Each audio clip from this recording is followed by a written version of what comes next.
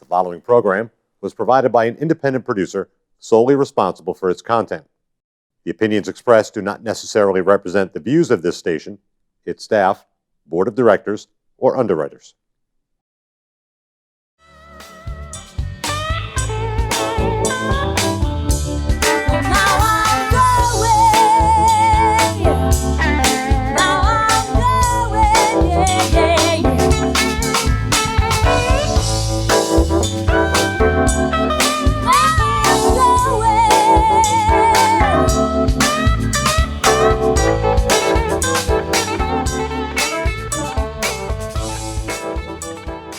Welcome, ladies and gentlemen, to another episode of Frankly Speaking.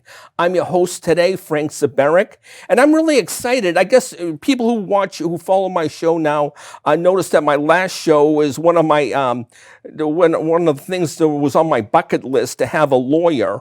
And I had a lawyer from the church who was a member to the church I belonged to. He was gracious enough to come down, Tom Walker from Manchester. And that was a pretty good show episode, I thought. And another bucket list item I had on my list was to talk about like a suicide prevention or the subject of suicide.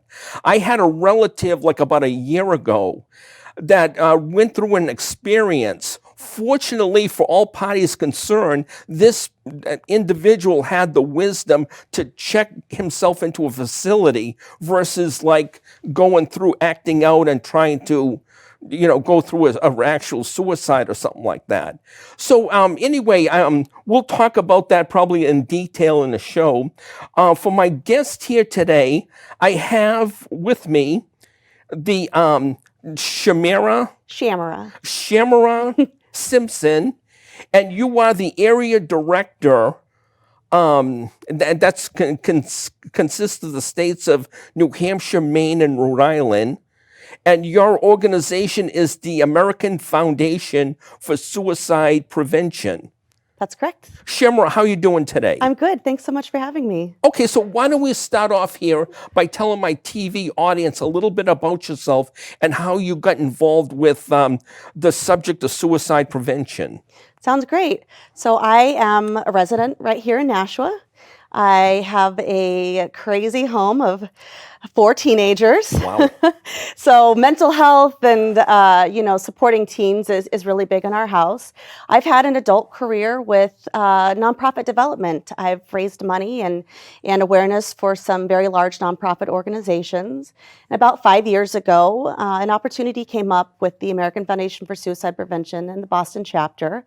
And it felt like something that was important to me and maybe a direction that I needed to be going. Wasn't really 100% sure I wanted to leave my other job. I loved where I was working with the March of Dimes. But I had an interview with the board of directors and the division director in Boston.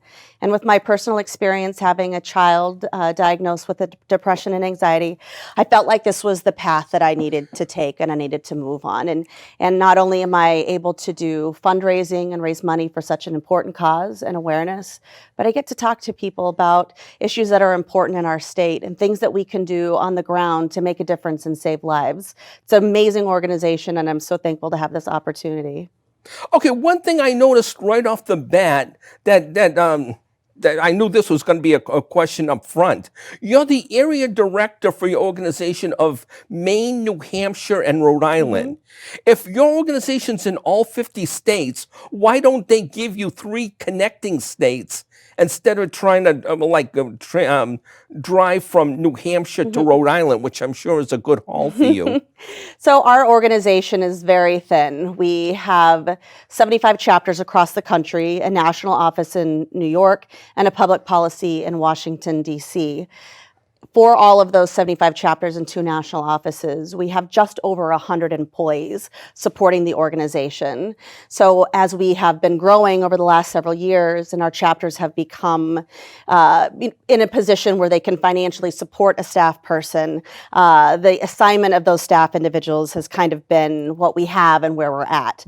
So I started with my career here in the Boston chapter. And then while I was serving the Boston chapter, I picked up the Rhode Island chapter and I was helping supporting both states. And then about a year and a half ago, New Hampshire and Maine were in a position where they were ready to support a part-time staff person. So we looked that I was living in Nashua, and the experience and knowledge I had in the organization. So we made the decision to keep Rhode Island and take on New Hampshire and Maine instead. So it really has a lot to do with who we have in the organization, where we're at, and really what the chapters can afford to spend. Our organization is very careful with our spending, and we do not spend more than 18 cents of every dollar on expenses. So if a chapter is unable to support a full-time staff person and still be able to give the 82% back to the mission, then we'd rely mostly on our volunteers. So it's kind of a puzzle as we continue to grow at a pretty quick rate, and our chapters are able to pay for a little more help and a little more resources, but I think it's a good thing. And I love going down to Rhode Island. I have really good volunteers down there and some really great connections. Wow. Yeah, I know the, getting off the subject totally, I know the Hall of Fame, for the Professional Tennis Hall of Fame is in Rhode Island. And also, don't they have a yacht race or something like that out of Newport? Yeah, they do. I haven't been to that. That's a little out of my league. But yeah. There's some really great things happening in Rhode Island. They have the second lowest rate of suicide in the country. They're doing some things right down there, and some really good connections. And it's really only about a 90-minute drive. It takes longer to get to Portland, Maine than to Providence, Rhode Island. I would have assumed the opposite, but that's all right. So I learned about the American Foundation of Suicide Prevention on listening to the WFEA. I guess a good thing about radio stations, they like to give a lot of public service announcements to charitable organizations like yours. And it seemed like there was two gentlemen who claimed they started your organization in the mid-'80s. Yeah, well, in about 1987, actually is the year. In New York, a couple of families who were prominent families lost loved ones to suicide and felt that there wasn't being enough done to address suicide, fund research, and they felt that there would not be any change to the suicide prevention arena or change to the statistics of people ending their lives without changing laws, smarter legislation, and improving or just really starting research. So these individuals got together with a couple of researchers to start the American Foundation for Suicide Prevention. They started putting together some pretty big fundraising events, very big galas to raise funds so that they could work on legislative and advocacy efforts, and then also start to put some funding into research so that we could understand mental health conditions, understand what brings a person to that crisis point where the only way that they see out is to end their lives. And so the organization started to grow. In about 2005, we had Bob Gebbia came to be the CEO of the organization and really changed everything that we were doing. They decided, hey, let's try this walkathon concept. Let's see what it would look like if we bring suicide loss survivors into this movement of raising awareness for suicide prevention. And the walks have grown tremendously since that time. In New Hampshire alone, the revenue for our walks is increasing at a rate of between 15 and 20% a year in our revenue, which is unheard of in the nonprofit fundraising walk arena. But with the start of the walks and the bringing lost survivors and researchers together in every community, in every state, we are seeing changes. We are still seeing the rate of suicide increase, but we have improved therapies, education programming, support for lost survivors, support for those who are personally struggling. And there's a lot of work to do. But thanks to those individuals in the 1980s who really stepped back and said, listen, there's not enough happening. We've got to make a change. We are on this movement and we are making an impact. Now, the American Foundation for Suicide Prevention, it's a little bit different than, let's say, the Samaritans, but you're not really competing with the Samaritans. You're really like allies fighting the battle of suicides. You're with like promoting it and fundraising, and they're with like the hotline. Right. So our organizations are different, and there's so much work to be done around suicide. We need all of the organizations that are working to work together. Our organization feels strongly about partnership, looking at where our areas of strengths are and what our focus is, and then letting some of those other organizations do what they're best at, or partnering together to create opportunities where we can reach more communities. We are not really on the loss support side. We're a prevention organization. Our efforts primarily move towards education. We know that there are factors that increase a person's risk for suicide, warning signs that you can look for, different how to intervene. We know that educating the public, healthcare providers, counselors on this knowledge is important in helping to intervene and save lives. We know that funding for research is very, very important. We can't make changes. We can't provide the best education programs or provide better therapies if we aren't doing research on what is working the best. So we are the largest private funder of research in the world.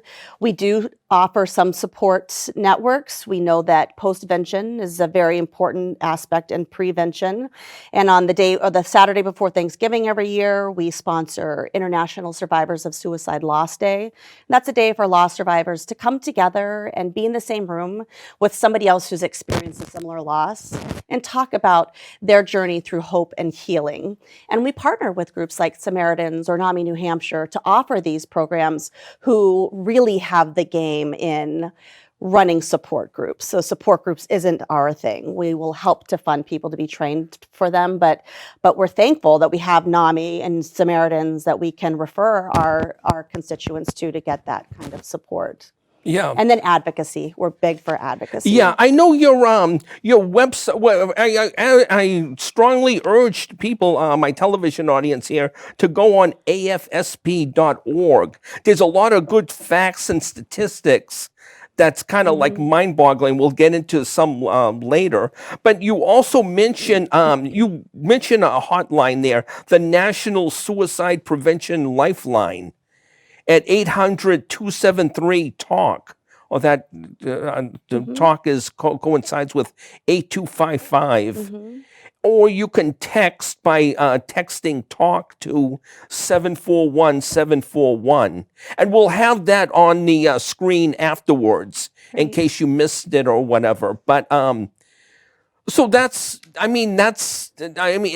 good to give somebody, like if they're watching this show and they really maybe need help, that if they, turn into that hotline number, they'll hopefully get some help, being prodded in the right direction there. Right. So we don't fund the hotline. We don't run the hotline. It's a national hotline. It receives some national funding. Here in New Hampshire, it's a group called Head Start out of Hanover, New Hampshire, and they run the hotline. A lot of those crisis hotlines are completely run by volunteers. It's volunteers that answer those phone calls, and they've received training, but they're giving up 8 hours of their day, a couple of days a week, to sit on that hotline and really be there for individuals who need that support immediately. We do advocacy efforts for the hotline. We are constantly fundraising or advocating on a federal level to increase the funding for the suicide crisis hotline. We've advocated last year in New Hampshire to increase funding for the crisis hotline here in New Hampshire. And then we've been supporting legislation for the last couple of years that would create a 3-digit hotline number for a mental health crisis. So we call 911 for a physical health emergency, and we hope that within the next couple of years with funding, there'll be a 3-digit crisis hotline that you would call in a mental health emergency. So we wouldn't have to remember that 10-digit number to call when we're in a mental health crisis, but we would have a 3-digit number.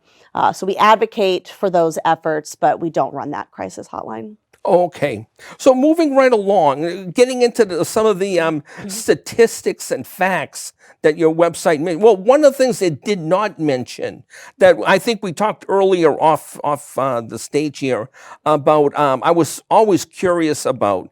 Somebody told me, in fact, they had a relative who committed suicide and I guess it was either the month of May or June, and they had just mentioned to me that it's either May or June that has the highest rate of suicide in the country.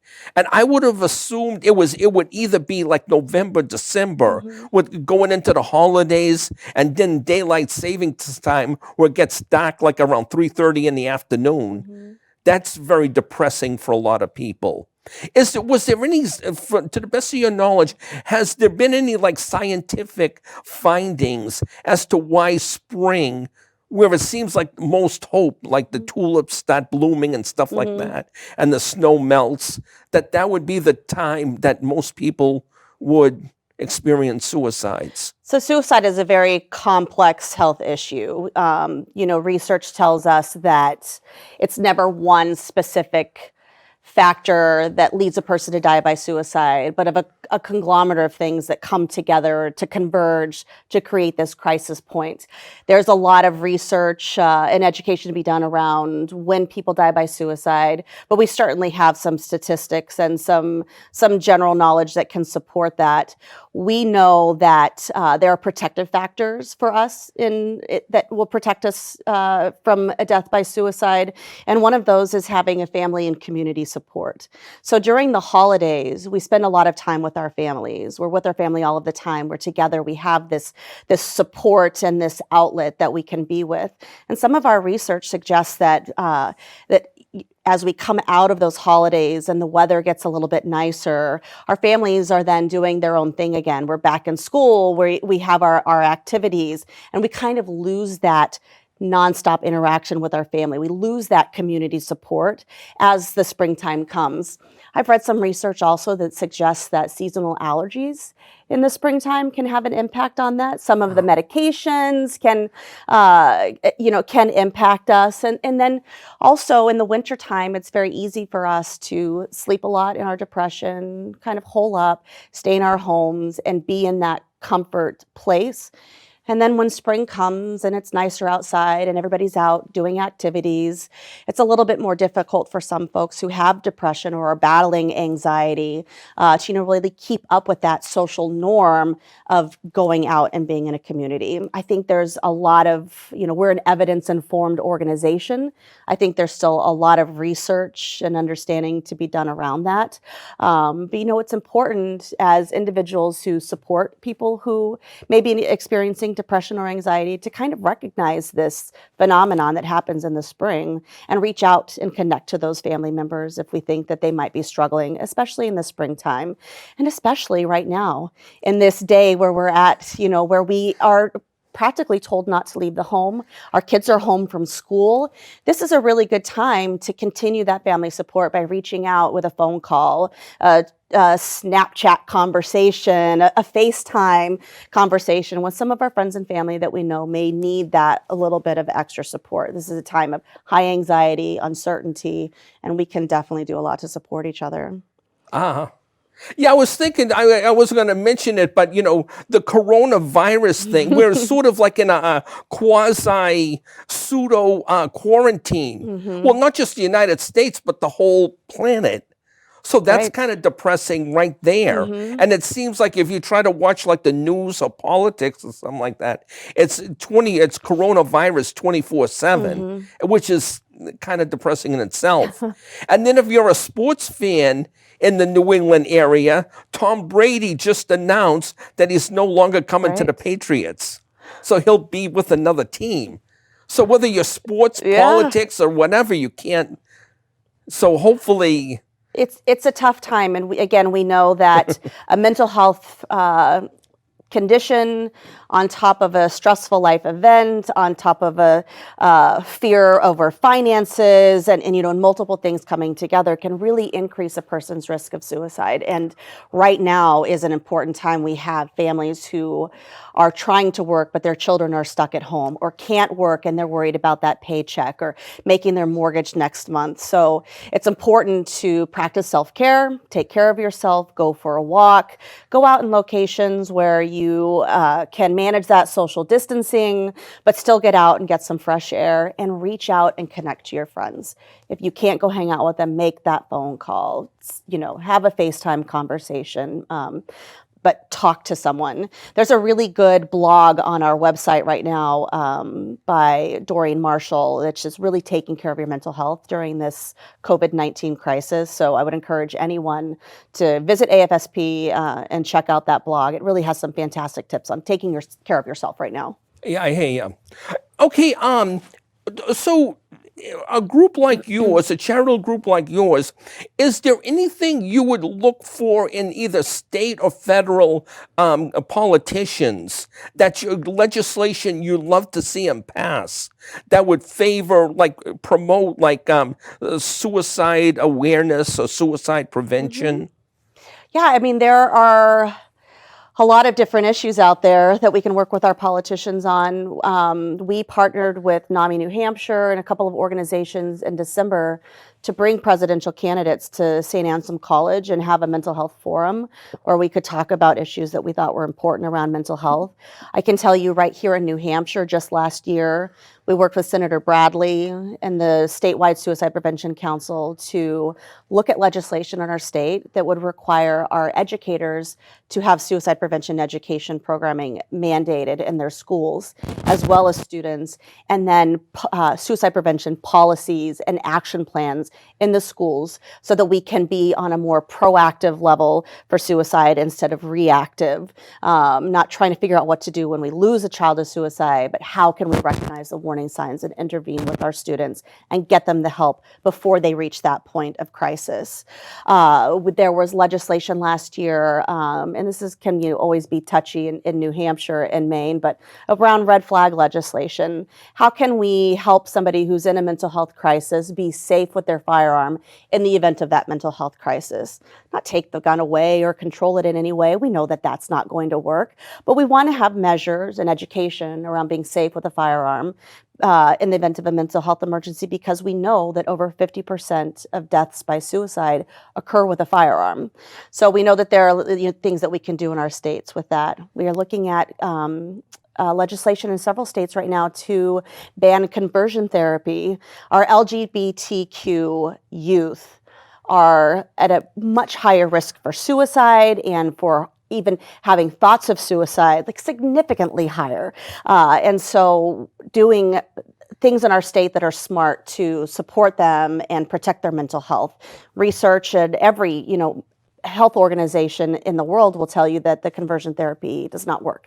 It's more harmful for that population than it is good. So we look at legislation in those. How can we increase funding for mental health research, right? We get $100 million a year, I think, in the National, the Mental Health Institute budget for suicide prevention research. $100 million, that does not go very far. We know that there's still so much to learn, and we aren't going to really reduce the rate of suicide until we understand this phenomenon a little better and we know how to support it a little better. So there's so much that we can do and that we can partner with. We're very lucky here in New Hampshire. Our legislators are very smart and very aware of the mental health issues in our state and very supportive of everything that we're doing. Specifically, we are looking at suicide prevention in our law enforcement communities. Last summer, we lost a police captain here in Nashua to suicide, and the community really stepped up. The new police chief has really enacted some strong mental health strategies within the police department, and then we're working with him and some other police departments to introduce a screening program that's a self-check for officers where they can get a mental health screening on an anonymous basis and then be able to have some kind of interaction, again, anonymously with the police department, where they're encouraged to get resources. And this is so important in our state, but also to Senator Shaheen, who feels so strongly about law enforcement suicide prevention that she brought the Nashua Police Chief Corrigan to the State of the Union address in January to really demonstrate that this is something that's important nationally and in our state. And she is looking to work with us to, not us, AFSP, but us as a population to address this issue. One incident that took place, this had to be like 5 or 6 years ago. I don't know if you're aware of it. A young lady, she was an immigrant from Ireland. Talk about St. Patrick's Day. She was immigrated here from Ireland. And a teenager, and it was South Hadley, Mass., which is outside Amherst, with the western part of Massachusetts. And anywho, I guess there was some like cheerleaders and stuff like that were jealous of her. And they were really ranking on her on social media, like Facebook and Twitter, and they bullied her and stuff like that. And long story short, she experienced and succumbed to suicide. And I'm just wondering, as far as bullying goes in the social media, although social media is kind of protected by free speech, you could basically say anything you want, but to a degree, unless you say, I'm going to kill you, so and so, then then you have the police and stuff like that. Is there any like legislation that you are aware of as far as bullying? Because bullying and social media harassment can sort of, well, it did lead to at least one suicide in Massachusetts. I don't know if that's. So it can be one of those contributing Yeah. factors, right? So I'm not personally aware of any legislation specifically around bullying.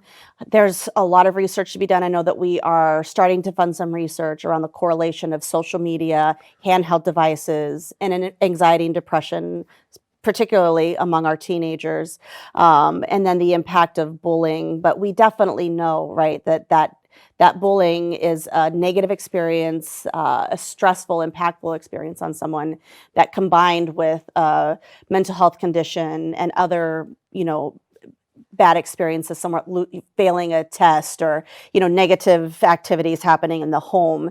We know that can definitely be a factor. So I don't know of any legislation right now, but I know that AFSP is particularly interested in furthering the research on this and looking at legislative measures in the future that could support our, not just youth, honestly, right, adults as well. But the social media, some early statistics are coming out that with the, glorification of conversations around suicide on social media and our youth having access to it, does cause some spikes in the number of calls to the crisis hotline.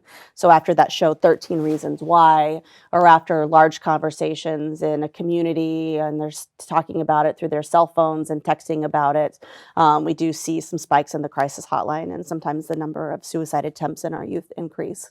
More recently, well, speaking about Massachusetts, I guess they have a couple of problems or a handful of problems with their teenagers. But on Cape Cod, in fact, this was like a year ago, very recently, a year and a half ago, where this boy, a teenage boy, was telling, I don't know if it was his girlfriend or just a female friend. That point was never really brought out. But anyway, he was, talking about contemplating suicide and the girl, this young lady, was encouraging him to go ahead and do it. And then they tried to prosecute her for like manslaughter or second-degree murder or something like that. But you really couldn't. I mean, he did it on his own. He killed himself by his own volition. And I think it's overwhelming to put on it's overwhelming to tell an adult something like that. But I don't know. I think in a case like that, the lesson to be learned is maybe talk to your teenager saying, hypothetically speaking, what would you do in that situation? Your best friend, your girlfriend, your boyfriend, whatever, says, they're thinking about killing themselves. And let's say they have a bad relationship with their parents. Maybe the thing in that instance is to go to like a minister in town, a popular minister, and say, I'm at wit's end here, Reverend, Pastor, whatever, and saying, what should I do? I mean, for my friend, should I rat him out to his parents and it might get worse and that might exacerbate a suicide attempt? Or maybe the minister might go to like a Samaritan's hotline or something like that. I would assume in a situation like that, the only thing you learn, because they didn't prosecute her, I guess the jury said you really can't prosecute her for manslaughter just by telling her boyfriend to go ahead and kill himself.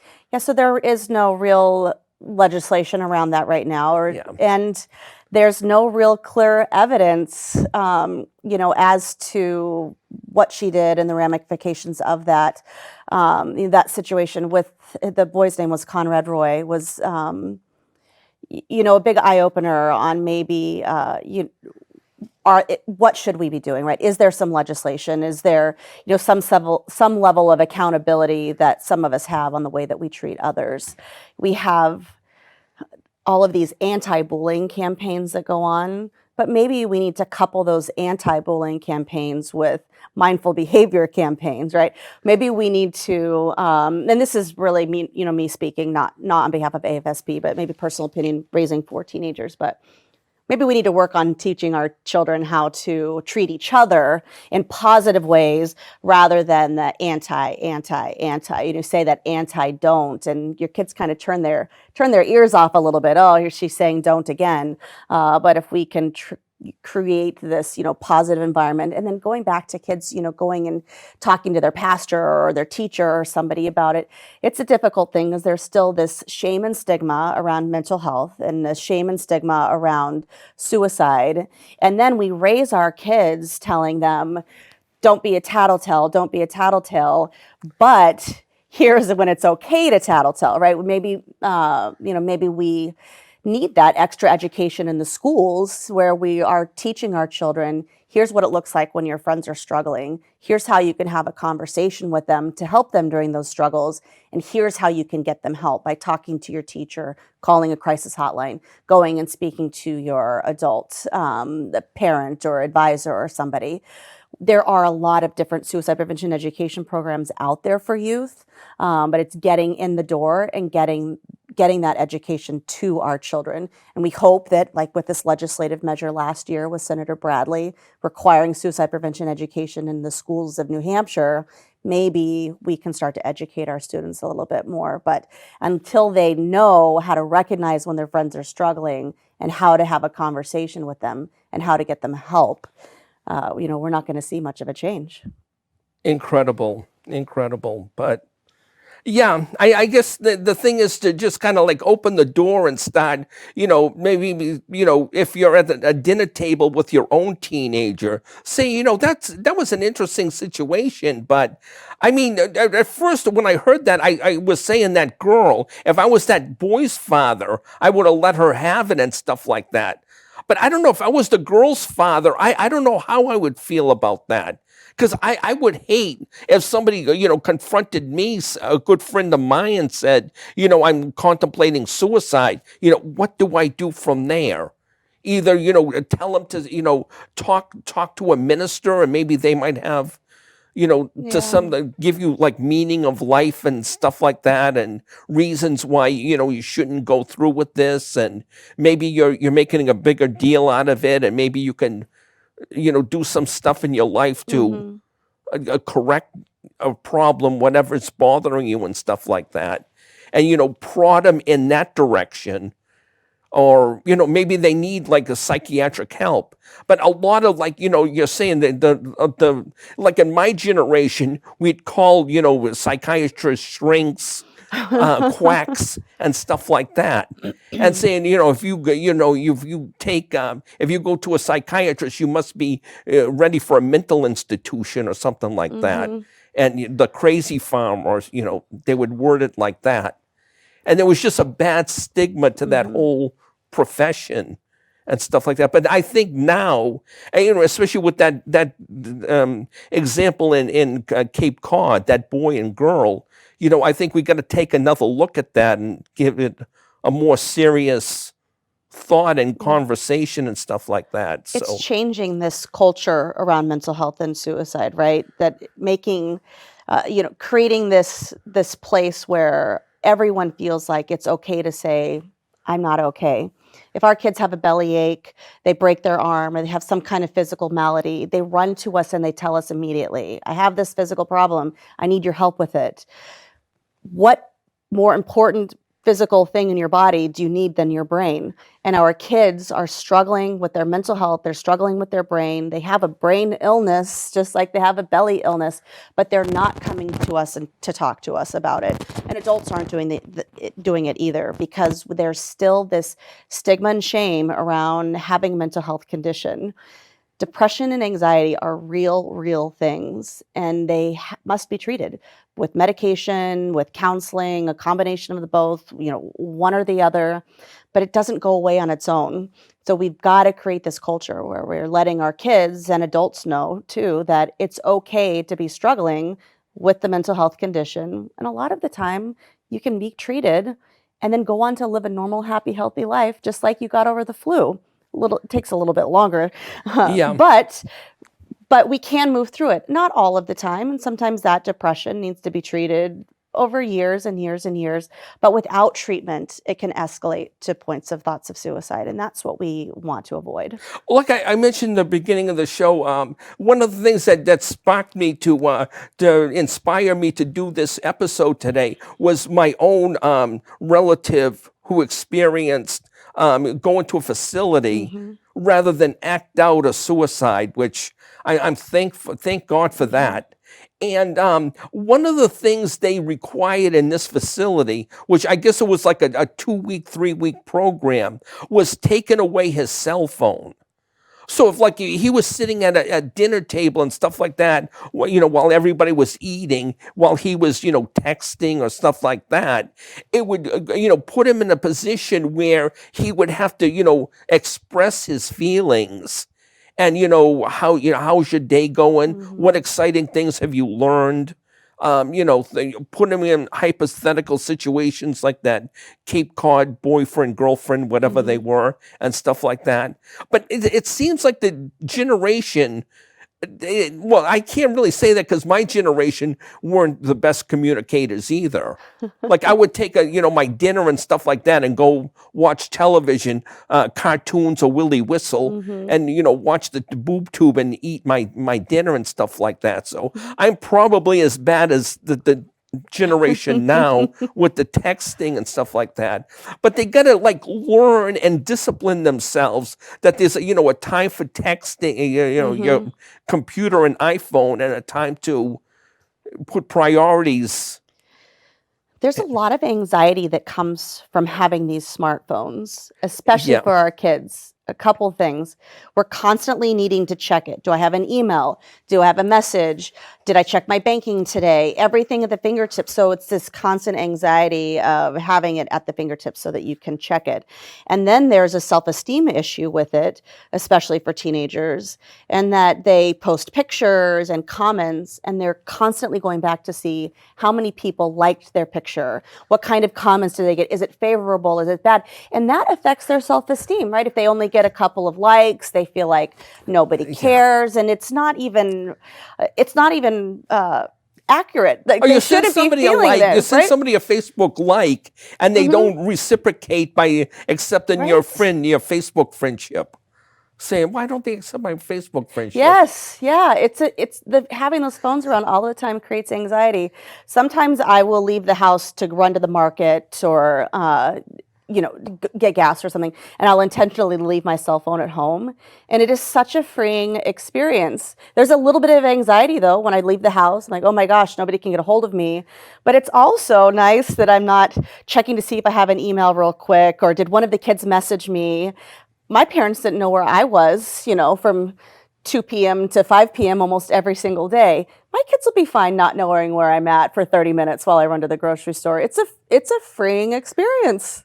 I'm thinking, in light of what my relative experienced last year with that, I'm almost thinking about taking a vacation. Well, not necessarily want to go in 1 or 2 days with no cell phone, no internet. But I'm afraid, one of my fears is going for my car. Like, let's say I'm going 5 miles down the street to the store. If my car breaks down or my car, I get into an accident, who do I call? Right. Which, before the year 2000, I didn't have a cell phone. So I was getting by just fine, Yeah. waving down people or stuff like that. So... Right, we drove into a gas station, we pulled up the huge phone book, we found our number, put our coins in. It was a different world, but we managed just fine. Exactly. So, anywho, okay, so moving right along. So one thing that your website mentioned was some people have a genetic history of that. So if like my grandparents or aunts and uncles have a history of suicide, does that mean I could have a history? I might be prone to being suicidal because of that. So research shows that, again, there are factors that increase a person's risk for suicide, and having lost somebody to suicide can increase a person's risk. You can be predisposed to a mental health condition if that has been a diagnosis in other parts of your family. So I don't know, throwing it out, it's a hereditary issue, but we do know that you are at an increased risk if somebody else in your family has a mental health disorder, and you are at an increased risk of suicide if somebody else in your family has died by suicide. Part of that is not hereditary, but back to that community support factor, that protective factor again. When you lose a family member to something like cancer, you receive a ton of community support. Your family, your friends, everybody drops off meals. They're there to support you, help you out. But if you lose a close family member to suicide, because of that stigma still, you don't get that same support. Nobody's bringing meals. They're not supporting you, coming to help you out, offering to drive your kids places that they need to go. They kind of stay away a little bit more. And you really need that support more after the loss of a suicide. If you're struggling from an anxiety or depression, that loss could increase or exacerbate your anxiety or depression. You really need support to maneuver through that loss. So losing somebody to suicide can be a factor. And then again, it's important to be aware and recognize if somebody in your family has been diagnosed with a mental health condition so that you can just be aware of that yourself. There's no way to physically test that. So we can test our blood sugar to see if we're at an increased risk of diabetes, or our cholesterol level to see if we're at an increased risk of cardiovascular disease. But there's nothing right now that we can test in the body that says, oh, you have an increased risk of dying by suicide. But we are funding research around that. We are looking for biomarkers right now. And it's my hope in the next couple of years that there may be something that we will be able to test in your normal annual visit with your physician that will determine if you're at an increased risk for suicide or not. Another fascinating thing, telltale signs to look for, but not necessarily that proves that the person is suicidal, is if they come to you and say goodbye or farewell or something like that, as if they're going like on the other side of the world permanently, or something like that, but not necessarily. If they say goodbye, or if they give you prized possessions, like their car meant a lot to them, but they're giving you their car, which is kind of like expensive and stuff like that. Maybe they could will it to you, but they're giving it to you while they're still alive and stuff like that. So warning signs that we typically think of, that we would see that somebody might be having thoughts of suicide or thinking about suicide would be that they wrote a note, or they are casually saying comments about dying by suicide, or they seem very depressed, or they seem anxious. There's sudden changes in their mood, there's sudden changes in their attitude and in their behaviors. But one thing that can happen that research has shown us is that sometimes when a person has been having thoughts of suicide and makes that plan and is ready to enact the plan, they can have a completely different appearance, and that they may go from that low depression to a very high, because they know they're about to escape that unbearable pain and agony that they're in. And sometimes that preparation might include giving you some of their prized possessions, giving you things that are important to them that they know you will have in the absence of their life. So it is something that is important to look for as a warning sign for somebody that may be struggling with a mental health condition and may have some other stressful life activities going on. Any kind of sudden change in behavior can be a warning sign. Somebody that's normally happy and then is very low for a while, or is very calm but seems very irritated and agitated on a regular basis. So those sudden changes in behavior are warning signs. But again, it is important. I'm so glad you brought it up to recognize that when somebody suddenly goes from that very low state to a very high state, and they're giving away things that are important to them, that's a warning sign to us that they may be having thoughts or have enacted or have created a plan for suicide. And the thing that we can do is to ask, hey, are you all right? Hey, how are you doing? Can we have a conversation?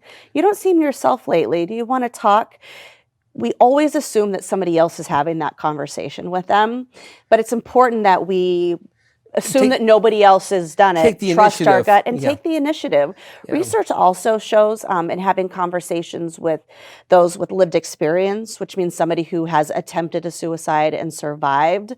Our research has shown that the majority of those individuals really wished that somebody would have said, are you thinking about suicide? We've always thought, right, that if we say the word, that it's going to put it in somebody's mind.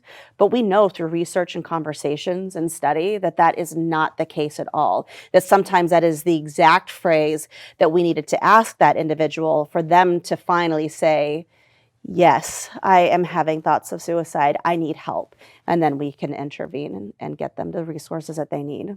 Okay. I know we're sort of winding down with time, but I definitely want to get in that you have Walk Out of Darkness events. Well, you've got 3 events in Nashua.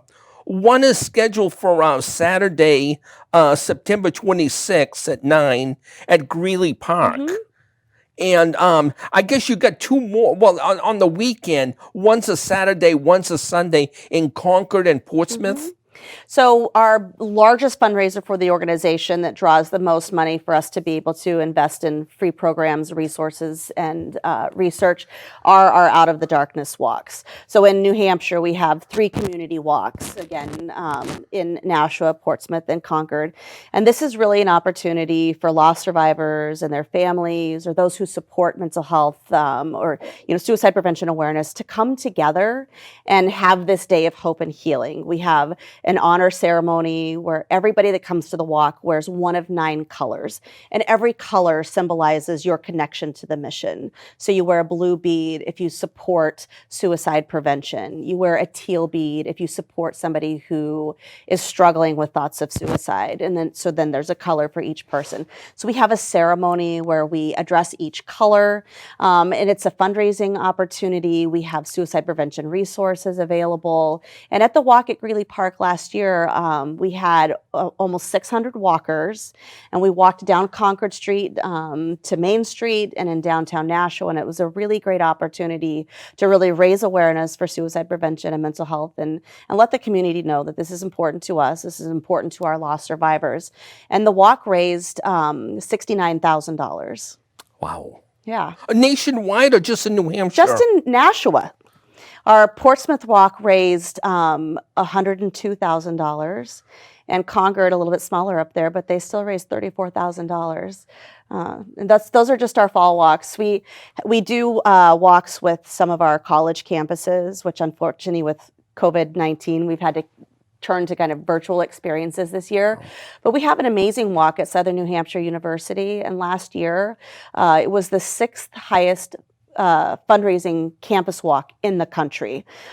Right here from New Hampshire, the 6th largest. So, we are really doing a good job in our state of letting folks know that there's work to be done, and we want to work with you to get it done. And what's important to mention to your viewers is that the money that we raise in New Hampshire helps to support residents of New Hampshire. We do take half of the money that we raise after expenses to give to our national office so that we can help fund research and education, so that we know that we are doing the best that we can to support those who struggle and those who have lost somebody to suicide.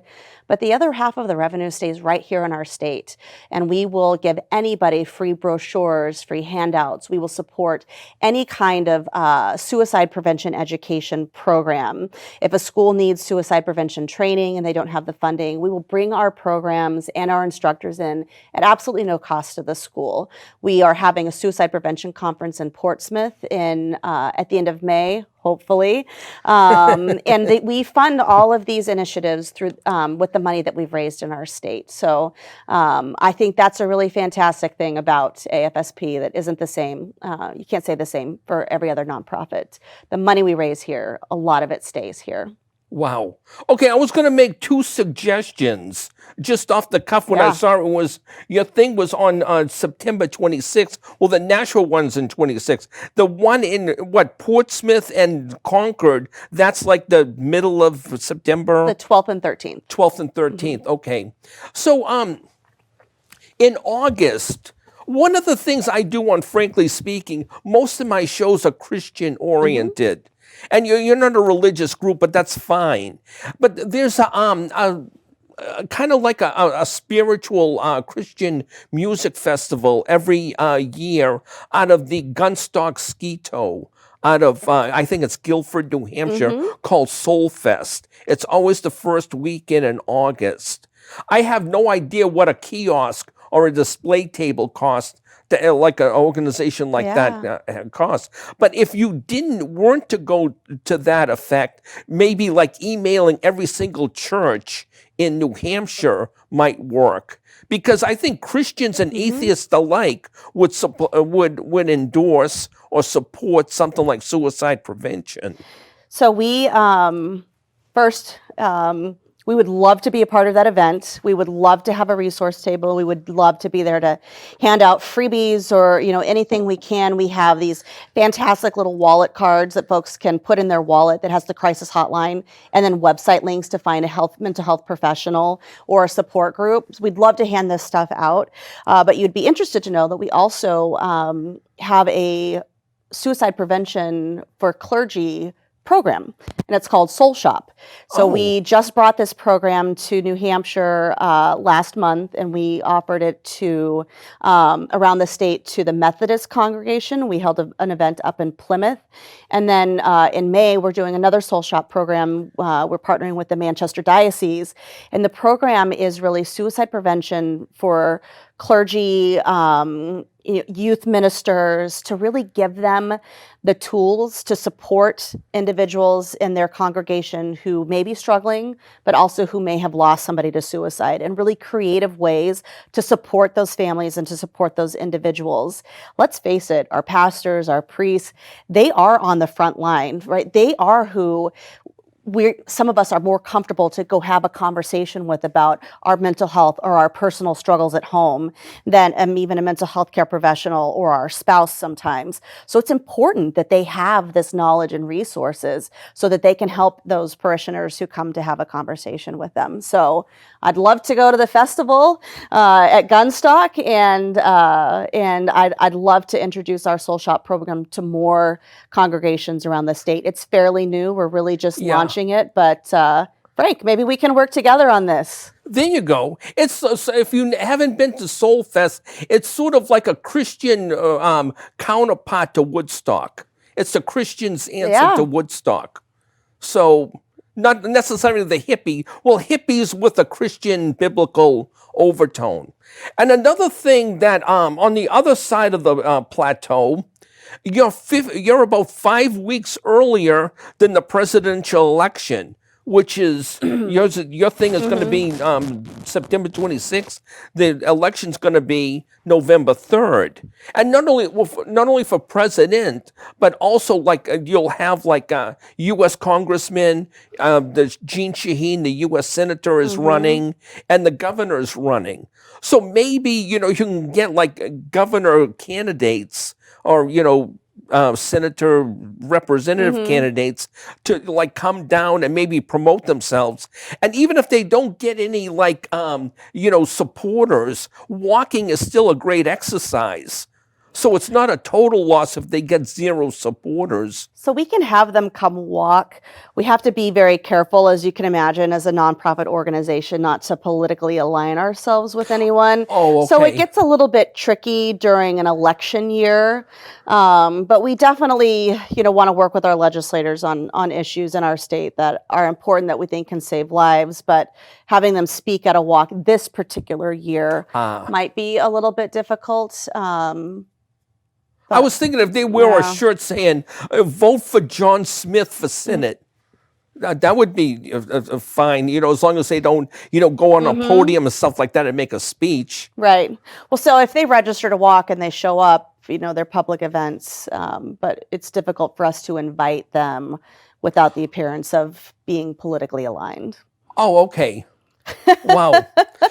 So time flies, Shamera, when you're having know. fun, eh? It sure does. That went by so quick. Yeah. My producer told me, we have just over 3 minutes left for this episode. Is there something that we talked about here today that you'd like to elaborate on, or something we have not mentioned which you'd like to bring up at this time? Yeah, I would just like to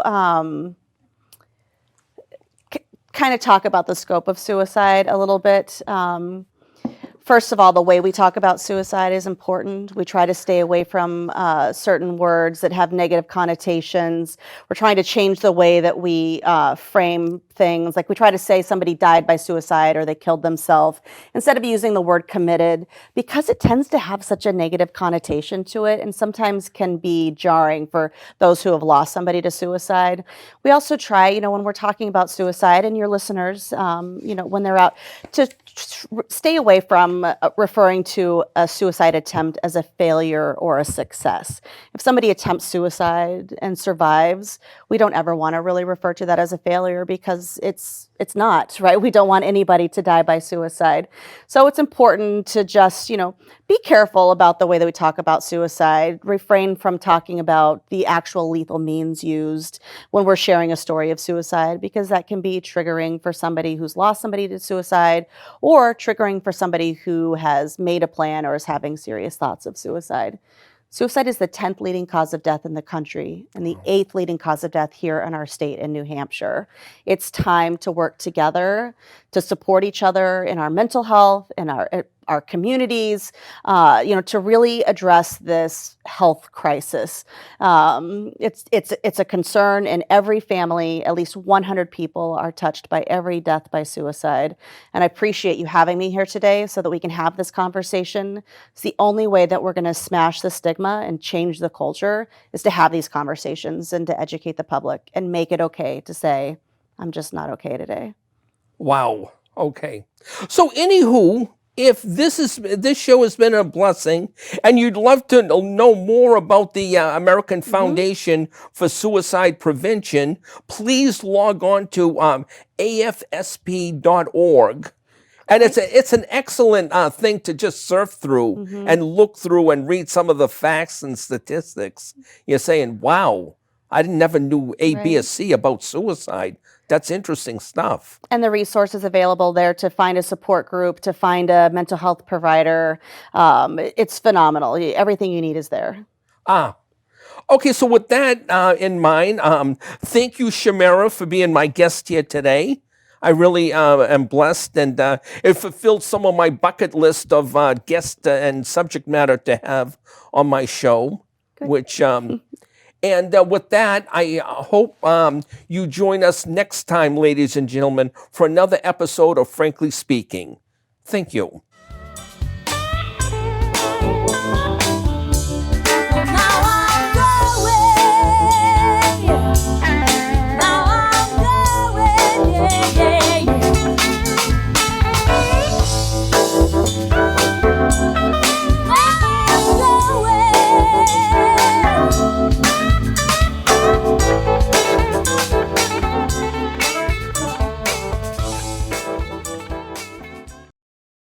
The preceding program was provided by an independent producer solely responsible for its content. The opinions expressed do not necessarily represent the views of this station, its staff, board of directors, or underwriters.